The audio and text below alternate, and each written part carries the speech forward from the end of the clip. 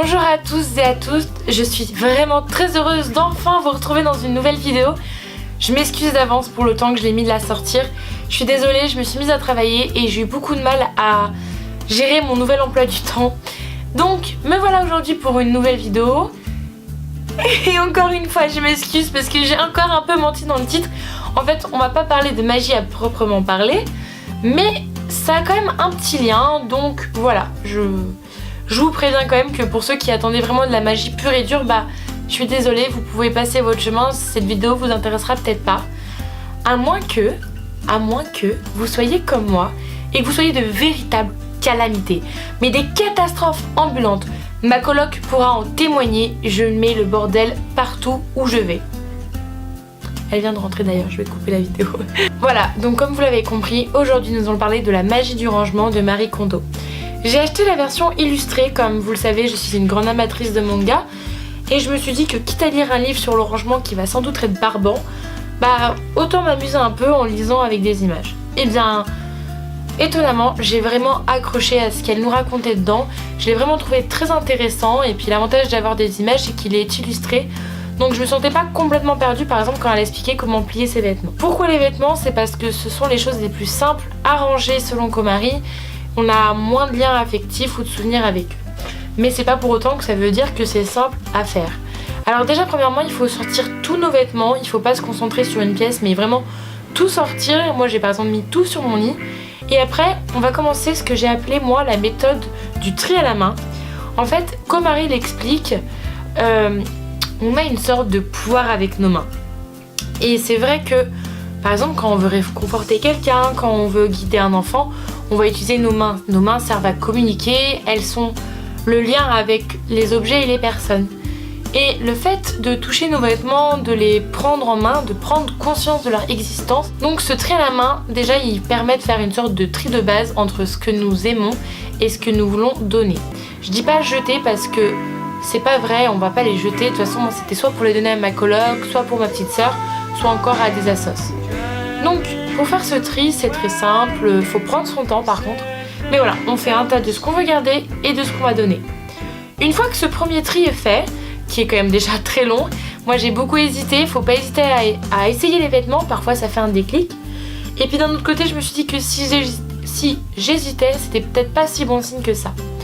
Bref, une fois que ce tri là est fait, j'ai quand même réussi à faire 4 sacs à donner. J'ai fait quelque chose qui est, au premier abord, m'a paru très bizarre. Même, je me suis posé la question de me dire est-ce que je vais vraiment le faire. C'est les remercier. Oui, je parle bien de remercier mes vêtements et je l'ai fait. Donc je me suis mise accroupie devant et je les ai remerciés. C'est totalement stupide quand on le dit comme ça, mais en fait j'ai trouvé ça totalement réfléchi et plutôt bien.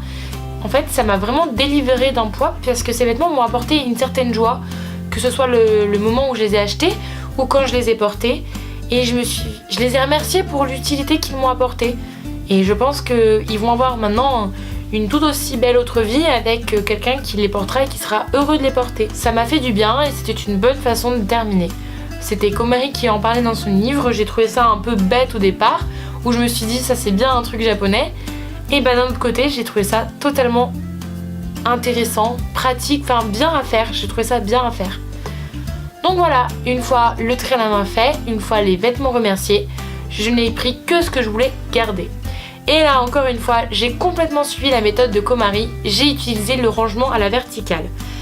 Alors au départ je pensais que ça serait un gain de place et c'est pas vrai, enfin c'est pas aussi gain de place qu'on pourrait le penser, mais au moins c'est très esthétique et ça a un second avantage qui est pas négligeable, c'est que ça évite les plis. Et quand vous êtes étudiant comme moi, que moi j'ai la chance par exemple d'avoir une machine à laver, mais qu'on n'a pas obligatoirement la planche à repasser, nos vêtements si on veut pas qu'ils soient tout froissés quand on veut les remettre une fois qu'ils sont propres, eh bien il faut essayer de les étendre ou de les plier de façon à ce qu'il y ait le moins de plis possible. La méthode de rangement vertical fait qu'il n'y a aucune pression à exercer sur les vêtements.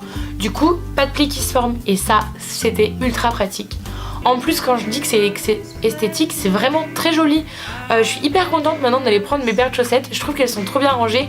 J'espère que je vais vraiment continuer à cette méthode pour les ranger parce qu'en fait, on a vraiment une sorte de dégradé de couleur ou de forme de chaussettes. Et je trouve ça cool. Moi en plus j'adore mettre des chaussettes avec des motifs. Du coup on voit vraiment bien le motif. Pareil pour les sous-vêtements.